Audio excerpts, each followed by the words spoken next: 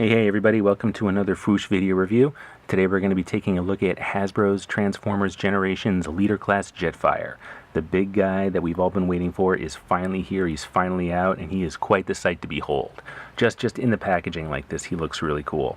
Now I am warming up to the chrome here. It's kind of interesting that with the Hasbro version we're getting some chrome parts. Usually that's a sign of a Takara figure, but this time around Hasbro's given us the chrome, so that's kind of interesting. We're going to take a look at that close up in a few minutes here.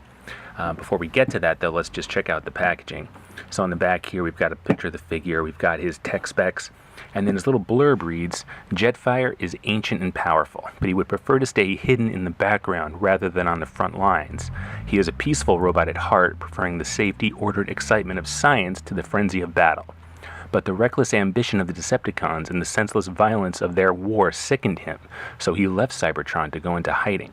He slumbered in peace for years. Reawakened by the arrival of war on Earth, he decided once again to enter the fight, this time on the side of the Autobots, and this time to end it for good, whatever the cost." So, it's Jetfire. He just sounds awesome. He was everybody's favorite as a kid, the original G1 Jetfire that looked like the Robotech jet. Everybody loved him. When Skyfire debuted on the cartoon, people went nuts, and this looks a lot like the Skyfire design from the cartoon. So why don't you sit tight while I get this guy opened up, and we are going to take a look at Generations Jetfire.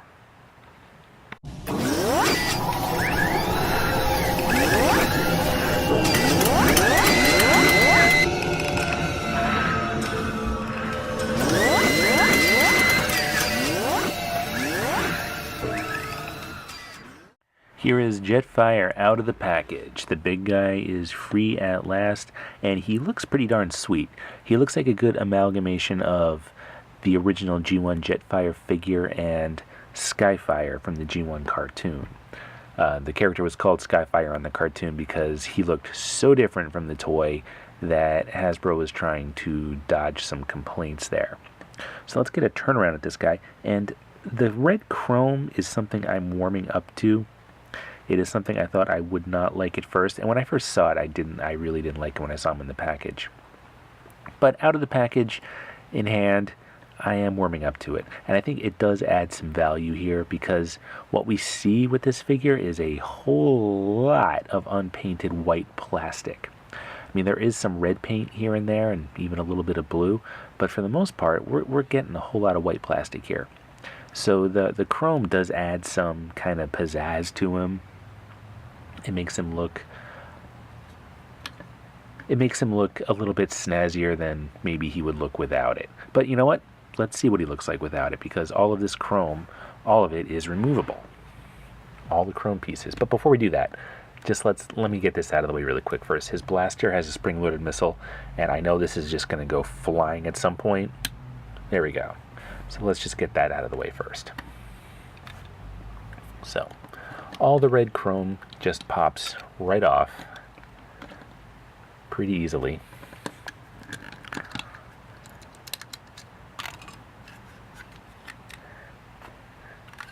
And even on the back, we got to get this thing out of the way.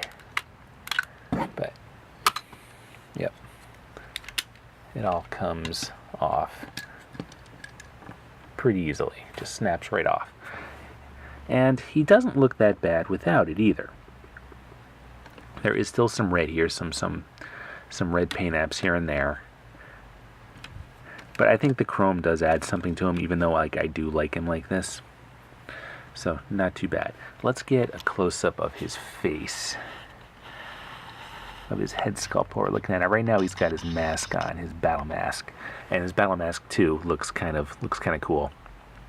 The visor makes him, visor and these antenna things, the rabbit ears, whatever you want to call them, very reminiscent of the G1 toy design, which was just a Robotech figure, a Valkyrie. But here it's like it's stylized enough that it does sort of look like that, but it doesn't look like copyright infringement. So, and this mask does pop right off of him. At least it should. Nothing ever wants to work on camera. There we go. And it looks just like Skyfire did on the original cartoon. Let me get him to focus here. He's got this stoic, kind of serious look. Like, I'm a scientist, Prime, I'm not a warrior, kind of thing going on. Love that. Now, what I'm not super crazy about is the way they did his Autobot logo in his robot mode. Like, it's a sculpted piece of red plastic to look like the Autobot logo, and it just kind of looks like a red blob when you look at him. It doesn't really come through as cleanly as it should. It doesn't stand out at all. And something else here that's kind of odd. Let me see here. His face mask can be kept in place, can be stored on his rifle for some reason, just like this, if you don't want to have him wearing it. I mean, it stays on there pretty well. Whoops, if I'm not throwing things. It stays on there. Even dropping it stayed on. But it's just so weird and random that I don't think that's going to be staying like that. And in terms of the figure's articulation, he is pretty well articulated. He's got a good range of motion in his arms. He's got a bicep swivel too. There's no wrist swivel, however. His head is a swivel, and then there is a hinge. And he's got a decent range of motion in his legs. And his feet have a back and forth. There's no rocker motion to his feet, which is unfortunate because the way they're arranged, he's like permanently in this kind of like hero stance. He's got to have this wide leg stance all the time, which I guess isn't a huge deal breaker or anything, but I wish there were a rocker ankle. Now let's get some comparisons out of the way too here right off the bat. So first of all, he is just about the same size as any other modern leader class figure. Here he is with the Takara leader class Grimlock, and they are just about the same size. Yep, they are pretty darn close. I think they look pretty good together. And it's kind of crazy to see the difference here. This is clearly a movie figure, and this is clearly a more traditional comic and cartoon-based Generations figure. But they are roughly the same size. So this is what we get these days from a leader class figure. And he's just not that much larger than what used to be an Ultra. Here he is with Dreadwing or Darkwind or whichever one of the brothers it is. I always get them confused. And he's just, God, maybe a head larger? Maybe? They're pretty darn close in size. And then here he is with Generation Starscream, the Armada version of Generation Starscream. And that looks, I mean, they're from the same Generations line, so this is basically what we should be seeing with the Jetfire. Jetfire should tower over other figures and other characters, and here he does, and that looks pretty good to me. And then here he is with the new Masterpiece Wheeljack. And still, Jetfire is still pretty substantially larger than Wheeljack, and I think they look pretty good together. I know a lot of people were hoping that this Jetfire would be able to blend in with a Masterpiece display. Now with me, I've got my Masterpiece figures and my Generation figures all mishmashed up on my shelf. I just have one large Transformers display. I don't split them out according to line. So, I mean, I think this works well enough together. However, Optimus Prime, the new Masterpiece Optimus Prime, well, here we have Nemesis Prime, so he's going to have to do for a stand-in. My Optimus is kind of in a complicated spot in my shelf, and I don't feel like dismantling it for a comparison. So here's the same body, the same mold, just Nemesis Prime. And Jetfire, I mean, Nemesis Prime is larger, only slightly larger, but he's still larger. Jetfire should be larger than Optimus Prime. So, I mean, these two are close. I mean, it almost works, but I'm not a stickler for accuracy or anything, but something about this isn't doing it for me. So I don't know how well Jetfire is gonna. I might just have to keep Jetfire and Optimus far apart from each other. And that's another concern, though, because the upcoming leader class Megatron is probably going to be about the size of Jetfire here, and a lot of people were hoping that that Megatron would serve as a foil for the Masterpiece Optimus Prime, and I don't know if that's going to work. I just don't know. I don't think the upcoming leader class Megatron is going to be big enough. But there's Jetfire. And here he is again without all the chrome stuff. There's a turnaround. Now let's get him transformed here. It's a pretty, the transformation process with this guy is not hugely complicated, but there's definitely a few steps. So let's see how this works out. The first thing I like to do is you take his feet and you flip them to the back of his legs, just like this. Okay. And then you take his legs and you turn them in, just like that. Okay. Let's make sure his arms are good and straight here too. In fact, I'm going to do this with his face mask on, just so you see that it can be done with his face mask on. Next, we can free up his shoulders. There's 2 tabs that have to be undone. Just like that. And then that frees up this entire portion of his torso. And then the arms can be kind of placed up here, or the shoulders can be kind of placed up here out of the way for now. Then the hips move up and out of the way, and the arms can be placed down the center, kind of like that.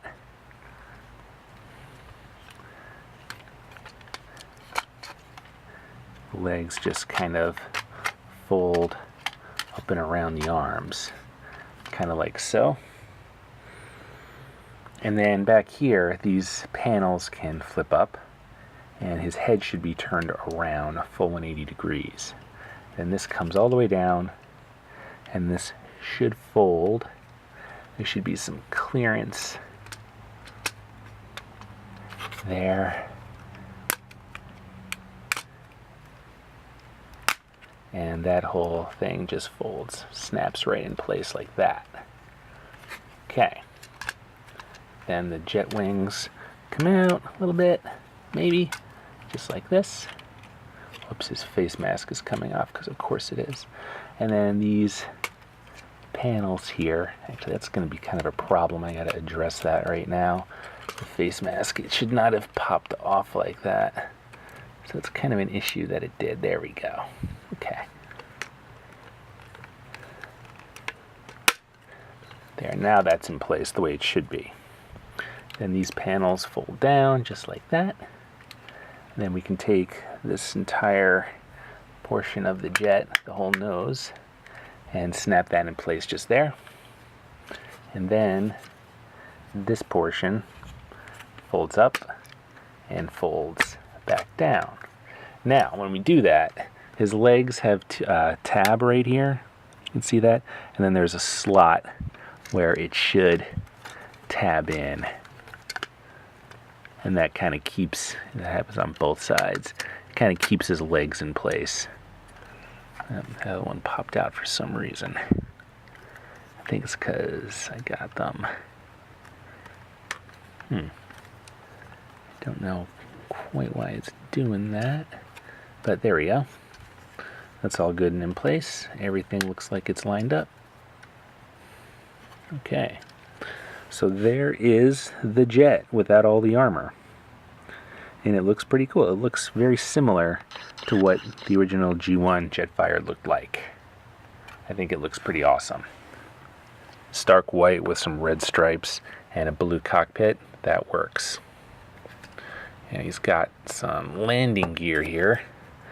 And if you have fingernails, which I don't, there we go. There we go. And that can just be set nice and neatly on any flat surface. And it looks pretty cool. Okay, now what we notice, so here's the cockpit, the actual cockpit of the jet. Then the underside, there's that kind of fake cockpit that we see when he's in his robot mode. Okay, let me get all that. Actually, let's get some of the chrome on him here. So here's this armor piece. We can flip down those tail wings, and there's 2 tabs here that go right into the black tab slots here and here. And they snap on easily, and then this whole contraption can turn, which is kind of neat. And then everything else just kind of pegs in. There's some holes here on the side of those larger cannons, or the thrusters, whatever they're supposed to be.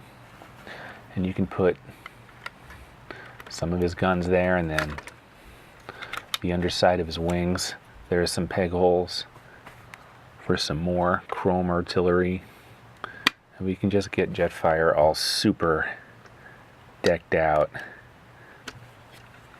And then right under his nose, there's another peg hole where his rifle can go.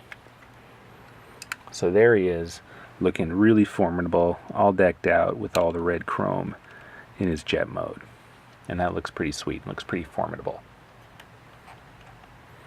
But I'm going to be keeping him in his robot mode, so I'm going to go ahead and get him transformed back. I'm actually going to leave that chrome piece right on because it just makes my life easier to do that. So to do this, we can free up his nose cone, actually free up his legs too. Then this whole, actually I'm going to have to take that off in order to get this folded up and around. There we go. I'm going to put that back on somehow. There we go. And that just folds up just like that. It actually looks kind of cool right now, like some kind of, I don't know, it looks like some kind of underwater diving thing to me, something out of G.I. Joe right now. Anyway, so his legs are free. Next is the torso piece again. Flipping that over means we've got to get these panels here up again. Okay. And then this whole piece should be able to flip down fairly easily.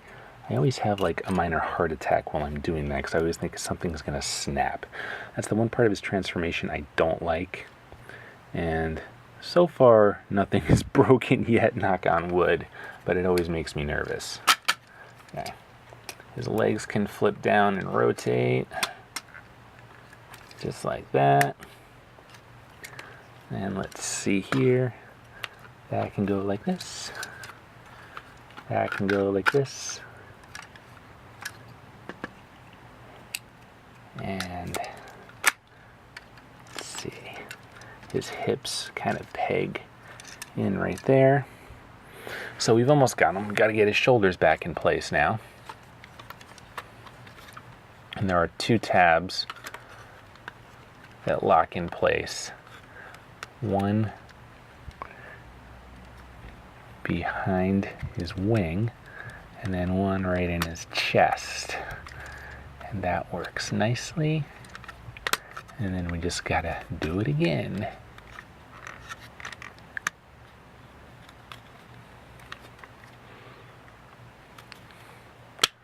Locks in there, locks in there.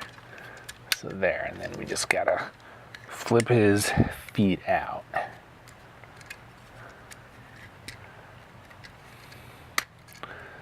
Again, he's gotta maintain that heroic pose. Well, because he is Jetfire after all.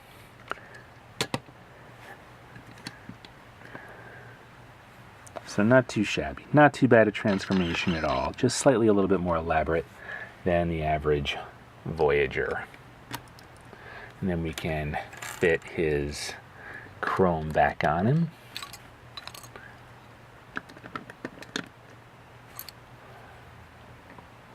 Oh, and one thing I want to point out, like right here, when he's not wearing those wrist blaster things, it's some ugly evidence of some hollow plastic here. Not crazy about that. It's also, it can also be seen on the underside of his wrist here. It's all kind of hollowed out. That's why he doesn't have a wrist swivel. It's not the most attractive thing in the world, so he's always going to be wearing the red chrome things on his wrists. We can put the missile back in his rifle, put the rifle in his hand, and he's ready to go aid the Autobots in blasting some Decepticons.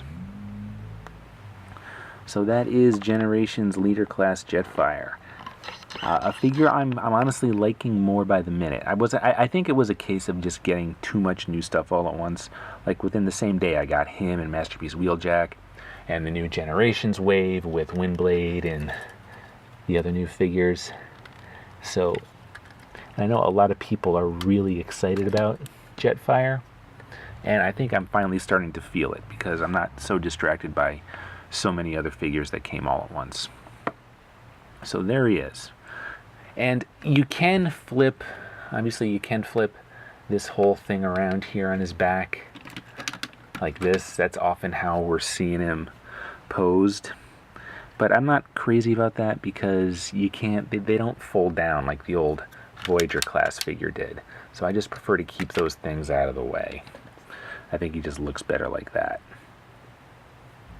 So I think there is a lot to like about this figure. I think the pluses definitely outweigh the negatives. I mean, the only negatives for me, I think, would be, geez, there's some stuff going on here that I don't like. That's gonna drive me nuts. There we go. Some stuff just isn't pegging how it's supposed to peg. There we go. Now everything is all as it should be. So I am liking him more by the minute. There's a lot to like about this guy. I think the positives outweigh the negatives, as I said. The only negatives for me are the evidence of holoplastic. He feels really light for his size. I'm not super crazy about how they did his wings here, behind his head and behind his shoulders. I think that's kind of it's not that attractive looking. I wish it was just like a more smooth kind of wing surface, but it is what it is, I guess. But again, I think the positives here way outweigh the negatives. And if you can find him just at retail, I got mine from Amazon, but if you can grab him at retail for the 45 bucks he's going for, I don't think it's a bad value for what you get here. So that is Leader Class Jetfire from the Generations line. Let us know what you think. Leave a comment below. Leave a comment on our message boards. Let's have a discussion there about this figure. Check us out on social media. And thanks for tuning in. We will see you very soon.